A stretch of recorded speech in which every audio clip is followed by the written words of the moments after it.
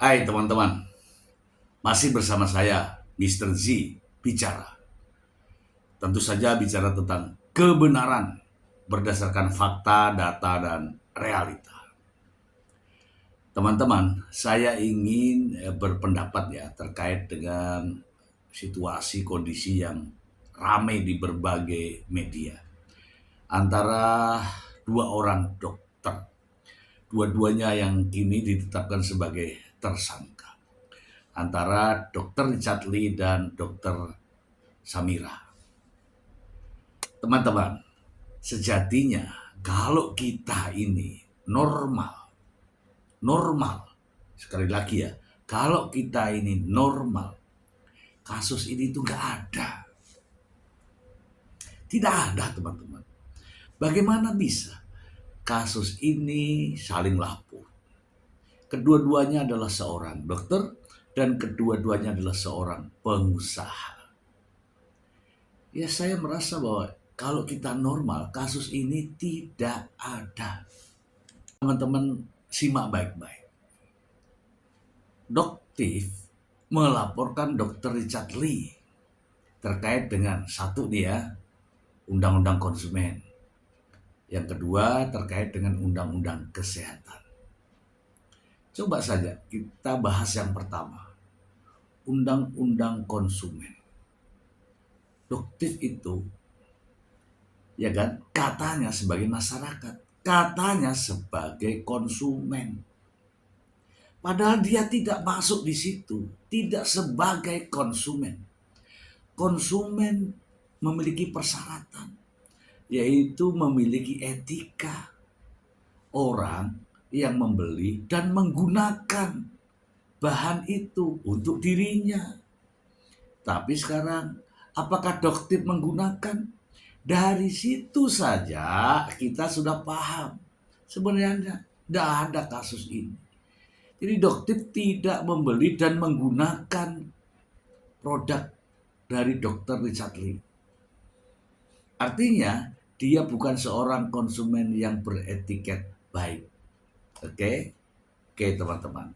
Dan ya rupa-rupanya dokter membeli itu khusus ke Dr. Richard Lee ini ya hanya untuk mengulik bahan itu.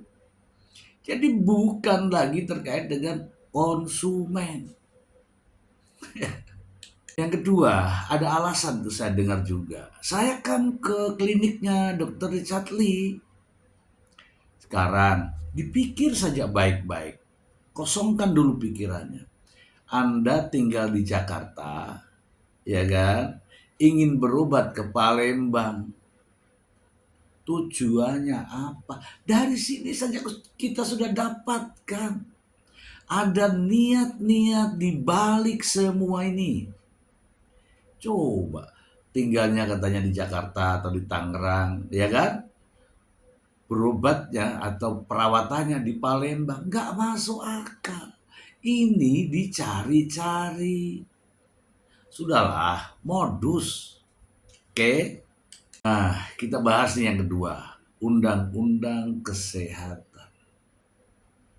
Kalau undang-undang kesehatan kaitannya dengan produk yang berbahaya, urusannya siapa? Apa kapasitasnya dokter? Tidak ada. Kalau ada zat-zat berbahaya yang dijual oleh Dr. Richard Lee, BPOM pastilah turun tangan. Pasti itu. Karena bahannya berbahaya. Kemudian yang kedua adalah Kementerian Kesehatan pasti turun tangan. Bukan dokter. Nggak ada kapasitas dokter melaporkan. Nggak ada. Jadi kedua lembaga inilah yang punya kewenangan untuk itu. Ya, melaporkan terkait dengan undang-undang kesehatan. Adanya bahan-bahan berbahaya. Bahan berbahaya artinya barang itu dipakai lantas berbahaya. Apakah dokter memakainya? Jadi kalau kita ini normal teman-teman ya, kalau normal ya nggak ada kasus ini. Oke. Nah, untuk kepolisian saya juga menghimbau ya secara objektif saja. Kalau memang tidak ada, jangan dipaksakan ada, ya kan? Kalau tidak ada, jangan dipastikan, ya, jangan dipaksakan ada. Kalau bukan kewenangan kepolisian, ya kembalikan ke BPOM, kembalikan ke Menteri Kesehatan. Jangan tiba-tiba mengambil alih tugas, misalnya seperti itu. Saya kasih contoh satu ya. Coba ya Pak Polisi, lihat ketika Anda menetapkan sebagai tersangka Dr. Richard Lee dan memanggil untuk diperiksa di kantor, ya kan? Baru kali ini ada korban, baru kali ini ada korban menunggu pemeriksaan tersangka. Baru kali ini, coba Pak Polisi, simak baik-baik. Adakah polisi menemukan atau melihat tersangka diperiksa, korbannya nunggu di situ? Gak ada, Pak. Gak ada. Baru kali ini. Dan ini hanya dikonsumsi untuk publik, hanya untuk divideokan. Baru kali ini. Memang sih tidak ada larangan. Memang tidak ada larangan. Tapi faktanya ini hanya untuk konsumsi media sosial. Hati-hati Pak Polisi. Yang kedua nih, lihat saja bagaimana pernyataannya ya terkait kerugian-kerugian masyarakat itu. Apakah layak korbannya menyampaikan itu? Seharusnya itu kewenangan polisi yang kalau memang ada kerugian masyarakat. Ya kan? Kejahatan ini begini menimbulkan kerugian ini. Bukan pelapornya. Tahu nggak kenapa begini? Ini hanya untuk konsumsi video media sosial. Percaya atau tidak silahkan dipelajari. Kemudian yang ketiga ya, suap-suap tuh terkait dengan ganti rugi. Loh yang nuntut ganti rugi kok dia itu nggak mengalami kerugian, aneh kan? Disinilah sebenarnya ya Pak Polisi harus cerdas menilainya. Sebenarnya itu nggak ada permasalahan, nggak ada. Hanya dia membuat permasalahan dan ada yang tergoda gitu. Oke, yang berikutnya tuh ya, kasus tuh masih di kantor polisi, masih dalam proses penyidikan. Ya. Tapi sudah keluar hakim di pengadilan tinggi disuap. Ya mungkin ada jejak digitalnya. Silakan Pak Polisi dipelajari itu.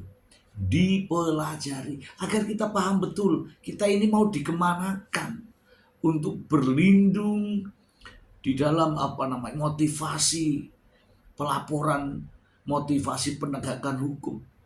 Hati-hati. Karena sejatinya kalau kita ini normal, nggak ada persoalan ini. Lawang yang nyari dia sendiri kok. Coba hitung tadi ke Palembang mau perawatan, emang bisa. Rumahnya di mana? Terbang ke Palembang untuk perawatan. Itu karena mencari-cari kesalahan orang. Oke. Bukan konsumen membeli barang. Nggak dipakai lagi barangnya. Bukan konsumen. Itu hanya mencari-cari kesalahan. Pak Polisi mungkin juga tahu ya bahwa dokter detektif ini ditetapkan sebagai tersangka di Polres Metro ya Jakarta Selatan. Tahu nggak ketika dipanggil jadi tersangka? Bener dia datang menggunakan apa?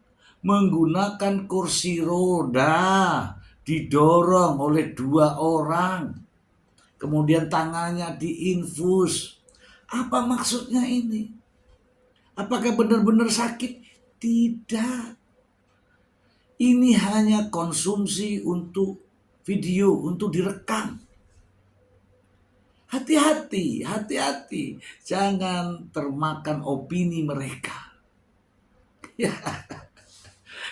jangan termakan opini ya. Coba dibayangin. Panggil ke kantor polisi, tidak ada A, tidak ada B, tahu-tahu datang menggunakan kursi roda, infus, kemudian didorong. Itu hanya untuk publikasi. Tahu nggak setelah itu pulang dari situ, pulang dari kantor polisi. Yang bersangkutan ini tertawa terbahak-bahak. Hahaha. Itulah faktanya. Dan selanjutnya live TikTok jualan lagi. Jadi hati-hati ya untuk teman-teman yang ada di sana yang sedang bertugas ya. Jangan termakan oleh opini-opini. Nampaknya ini serius. Betul tampaknya serius. Tapi ingat ya, ada sesuatu yang disembunyikan. Bukan murni karena sebagai konsumen. Mereka ini seorang dokter, sama seorang dokter. Mereka ini seorang pengusaha, sama pengusaha skincare. Ya kan? Mereka ini sekarang dilaporkan jadi tersangka. Hati-hati. Menstreanya, kemudian motivasinya seperti apa itu dipelajari. Jangan mudah sekali terpancing gara-gara ada bukti yang cukup. Ya kalau pembuktian sih mudah. Tetapi ada opini di belakangnya itu dibuat sedemikian rupa. Waspadalah. Jangan sampai kita tergiring. Apalagi sudah ada penumpang-penumpangnya. Itu waspada ya. Saya menyampaikan bahwa terkait kasus ini, kalau kita ini normal, pure normal, tidak ada kasus ini. Itu menurut saya. Terima kasih.